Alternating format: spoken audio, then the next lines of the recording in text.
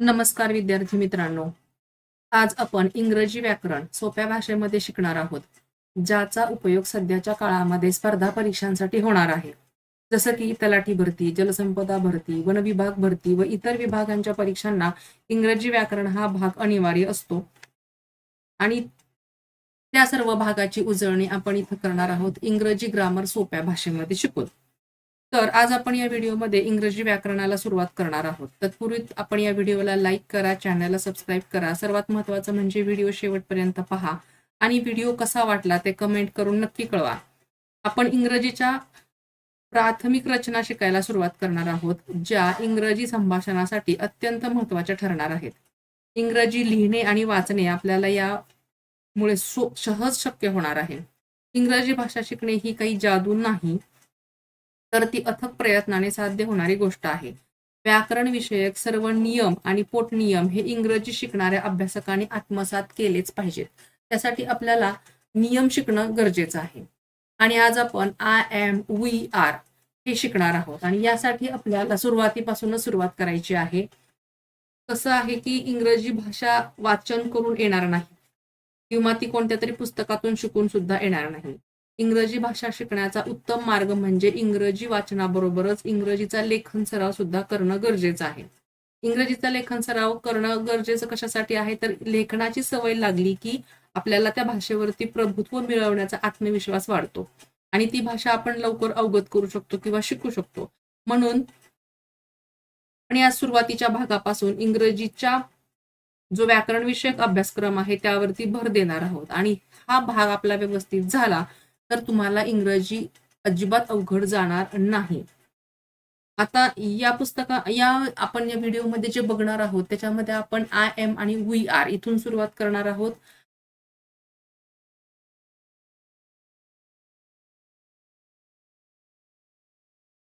त्यासाठी आपल्याला singular statement म्हणजे एकवचनी वाक्य, एखादी व्यक्ती, वस्तू किंवा गोष्टीचा उल्लेख फक्त एक असल्यास ते सिंग्युलर असं म्हणतात.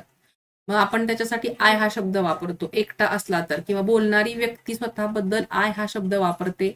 आय हा शब्द एकवचनी आहे.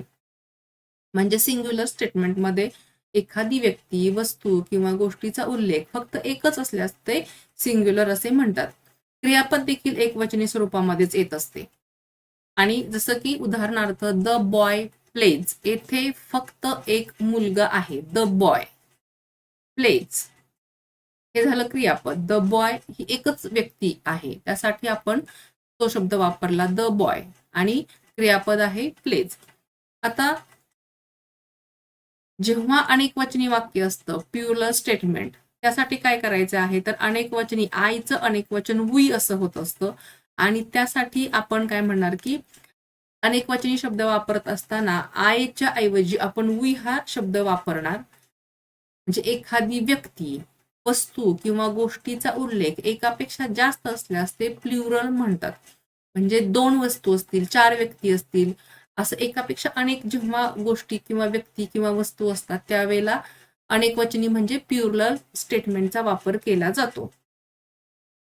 क्रियापद अनेकवचनी स्वरूपामध्ये बदलतं. जसं त्याची संख्या वाढेल त्या पद्धतीनं क्रियापदामध्ये सुद्धा अनेकवचनी स्वरूपामध्येच बदल होत जाणार आहे. उदाहरणार्थ द बॉईज प्ले, बॉईज अनेकवचन झालं म्हणजे एस प्रत्यय लागला. बॉयला एकवचनीमध्ये फक्त बॉयच होतो, अनेकवचनीमध्ये बॉय या शब्दाला एस हा प्रत्यय लागला म्हणजे इथे अनेक मुलगे आहेत असं त्याचा अर्थ होतो. आता यासाठी आपण आधी हा तक्ता अभ्यासणार आहोत. म्हणजे वचन, एक वचन आणि अनेक वचन. आता प्रथम पुरुष म्हणजे फर्स्ट पर्सन जेव्हा एका व्यक्तीबद्दल असतं तेव्हा आय असं आपण एकवचनी ह्याच्यामध्ये वापरतो. आय म्हणजे मी. जेव्हा अनेक वचन असतं तेव्हा वी म्हणजे आम्ही याच्यामध्ये वापरतो. हे झालं प्रथम पुरुष वाक्य. सेकंड म्हणजे सेकंड पर्सन म्हणजे द्वितीय पुरुष मध्ये यू म्हणजे तू, एकवचनामध्ये सुद्धा यूच वापरतात आणि अनेक वचनामध्ये सुद्धा यूच वापरतात. त्याचा अर्थ तुम्ही असा होतो. एकवचनामध्ये यूचा अर्थ तू होतो आणि अनेक वचनामध्ये यूचा अर्थ तुम्ही होतो. म्हणजेच द्वितीय पुरुष म्हणजे सेकंड पर्सन मध्ये यू हा शब्द एकवचनीमध्ये आणि अनेक वचनीमध्ये यूच वापरतात. फक्त वापरत असल्यामुळं एकवचन आणि अनेक वचन असं वापरत असल्यामुळं त्याच्या अर्थामध्ये बदल होतो. ठीक आहे. यू यू म्हणजे तू तुम्ही हे लक्षात ठेवायचं. थर्ड पर्सन म्हणजे तृतीय पुरुषी वाक्य जेव्हा असतं तेव्हा ही म्हणजे तो, शी म्हणजे ती, इट म्हणजे ते. हे एकवचनी झालं. तो, ती, ते, ही, शी, इट. आणि अनेक वचनामध्ये दे म्हणजे ते, त्या, ती. ठीक आहे. म्हणजे जेव्हा प्रथम पुरुषी किंवा द्वितीय पुरुषी असं नसताना तृतीय पुरुषी म्हणजे तिसऱ्याच कुठल्या तरी व्यक्तीबद्दल जेव्हा आपण बोलत असतो त्यावेळेला एकवचनामध्ये ही, शी, इट वापरतात आणि अनेक वचनामध्ये दे वापरतात. ठीक आहे. हे समजलं असेल तर आपण आता पुढे जाऊयात. ही म्हणजे असणे हे क्रियापद आहे. वर्तमान काळात आय या कर्त्याबरोबर बी या क्रियापदाचे एम हे रूप वापरले जाते आणि वी या कर्त्याबरोबर आर हे रूप वापरले जाते. उदाहरणार्थ आय एम, बी म्हणजे क्रियापद, आय म्हणजे कर्ता, त्याच्यासोबत बी या क्रियापदाचे एम हे रूप वापरलं जातं आणि वी या कर्त्याबरोबर आर हे रूप वापरलं जातं. आय एम म्हणजे मी आहे आणि वी आर म्हणजे आम्ही आहोत किंवा आपण आहोत असा त्याचा अर्थ होतो. म्हणजे बी या क्रियापदाचं आय साठी म्हणजे एका वचनासाठीचं जे रूप आहे ते एम आहे, आय एम. आणि बी या क्रियापदाचं वी म्हणजे अनेक वचनी कर्त्यासाठी आर हे रूप आहे, जसं की वी आर. अशा पद्धतीनं आय एम आणि वी आर. आय एम म्हणजे मी आहे, वी आर म्हणजे आम्ही आहोत किंवा आपण आहोत असं त्याचं एकवचनी आणि अनेकवचनी रूप आहे. आय एम किंवा वी आर एवढेच म्हणून अर्थ पूर्ण कळत नाही. म्हणजे आय एम तर त्याच्यातून वाक्याचा कोणताही बोध होत नाही किंवा वी आर एवढं उच्चारलं तरी काय आहे त्याच्याबद्दल पूर्ण माहिती मिळत नाही. त्यासाठी शब्दाच्या पुढे मी काय आहे किंवा कोण आहे तसेच आम्ही काय आहोत किंवा कोण आहोत हे म्हणावे लागते. उदाहरणार्थ एकवचनामध्ये आय एम अ स्टुडंट म्हणजे मी विद्यार्थी आहे. आय एम च्या पुढे अ स्टुडंट म्हणजे मी विद्यार्थी आहे.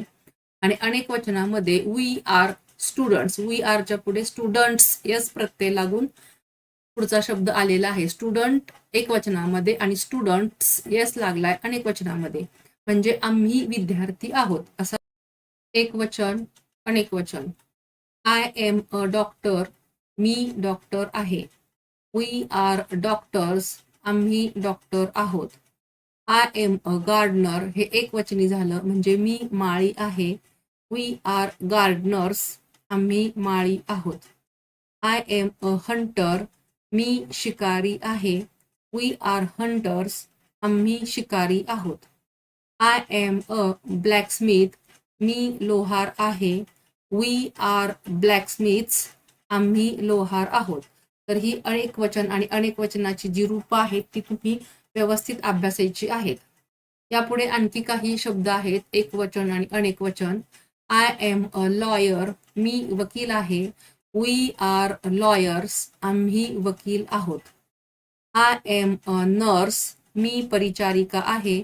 वी आर नर्सेस, आम्ही परिचारिका आहोत. आय एम अॅन आर्किटेक्ट, मी वास्तुशिल्पी आहे. वी आर आर्किटेक्ट्स, आम्ही वास्तुशिल्पी आहोत. आय एम अॅन आर्टिस्ट, मी कलाकार आहे. वी आर आर्टिस्ट, आम्ही कलाकार आहोत. आता इथं जे दिलेलं आहे ए ई ओ यू आय हे जे स्वर आहेत त्या स्वरांनी हे शब्द सुरू होत आहेत.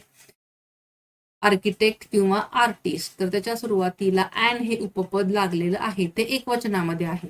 परंतु अनेक वचनामध्ये या आर्किटेक्ट्स किंवा आर्टिस्टच्या आधी अॅन हे उपपद लागत नाही. वी आर आर्किटेक्ट्स एवढंच लिहिलं जातं. तर अशा पद्धतीनं आपण अनेक वचन आणि एक वचन या वचनांची म्हणजे आय एम आणि वी आर या शब्दांचा इथं सराव या वाक्यांचा इथं सराव केलेला आहे. हे वाक्य तुम्ही वारंवार लिहा, पाठ करा, त्याचा अभ्यास करा. म्हणजे आय एमच्या नंतर काय वापरतात, ए अँड कधी वापरतात आणि आर कधी वापरतात हे तुमच्या लक्षात आलं असेल. आता इथं स्वाध्यायासाठी काही शब्द तुम्हाला दिलेले आहेत. काही व्यावसायिकांची नावं दिलेली आहेत आणि आय आणि वी या कर्त्याबरोबर ते शब्द वापरून प्रत्येकी 2 वाक्य तयार करायचे आहेत. शब्द दिलेला आहे इथं हा पोर्टर म्हणजे हमाल, ब्रोकर म्हणजे दलाल, पायलट म्हणजे वैमानिक, फिशरमॅन म्हणजे कोळी आणि म्युझिशियन म्हणजे संगीतकार. 1, 2, 3, 4 आणि 5 हे 5 शब्द जे दिलेले आहेत ते वापरून आयचं एक शब्द आणि उईने सुरू होणारं एक वाक्य, अशी या आय आणि उई या कर्त्याबरोबर हे शब्द वापरायचे आहेत आणि त्याची प्रत्येकी 2 वाक्य, एकवचनामध्ये 1 आणि अनेक वचनामध्ये 1 असं प्रत्येक या शब्दाला या पोर्टरसाठीची 2 वाक्य आय आणि उईची, ब्रोकरसाठीची 2 वाक्य आय आणि उई हे करते वापरून अशा पद्धतीने तुमची इथं 10 वाक्य तयार होतील. ती तुम्ही 10 वाक्य लिहायची आहेत. लिहून ती बरोबर आहेत का ते चेक करायचं आहे आणि त्यानंतर ती मोठ्याने वाचायची आहे. तर अशा पद्धतीने तुमचा हा आय एम आणि वी आर या शब्दांचा किंवा या कर्त्यांचा अभ्यास इथं पूर्ण होणार आहे. आता इथं एक उदाहरण लिहून दाखवलेलं आहे, आय एम अ ब्रोकर. तर हे असं अशा पद्धतीनं हे आय एम वापरून आणि वी आर वापरून तुम्ही हे शब्द वाक्य बनवायचे आहेत आणि ह्या स्वाध्यायाचा व्यवस्थित अभ्यास करून हे वाक्य लिहून काढायचे आहेत. ती बरोबर आहेत का ते चेक करायचे आहेत आणि त्यानंतर ती वाक्य मोठ्याने म्हणायची आहेत. कारण हे वाक्यांचा सराव केला तरच आपल्याला आय एम आणि वी आर यांच्यामधला फरक आणि सराव होणार आहे आणि हे लिहिल्यानंतर आपण मोठ्याने वाचल्यानंतर त्याचा वाचनाचा सुद्धा सराव होणार आहे. म्हणजे आपल्याला ते जे ग्रामरचं शब्द आहेत ए अँड आर वगैरे जे आहे त्याचा अभ्यास होऊन जाणार आहे. तर विद्यार्थी मित्रांनो, हा व्हिडिओ तुम्ही शेवटपर्यंत पाहिलात त्याबद्दल धन्यवाद. व्हिडिओ तुम्हाला कसा वाटला ते आम्हाला नक्की कळवा. त्याचबरोबर त्याच्या पुढच्या ह्याच्यामध्ये आपण जो चार्ट पाहिलेला होता त्यानुसार यू आर ची जी रूप आहेत, आता आपण आय एम वी आर ची पाहिली, त्याच्या पुढचं जे रूप आहे ते यू आर आहे, एक वचन आणि अनेक वचन, त्याचं आपण अभ्यास करणार आहोत. तर त्यासाठी तुम्ही आमचा प्रत्येक व्हिडिओ पाहत राहा, कारण एका व्हिडिओच्या आधारावरती पुढचा व्हिडिओ तयार होणार आहे.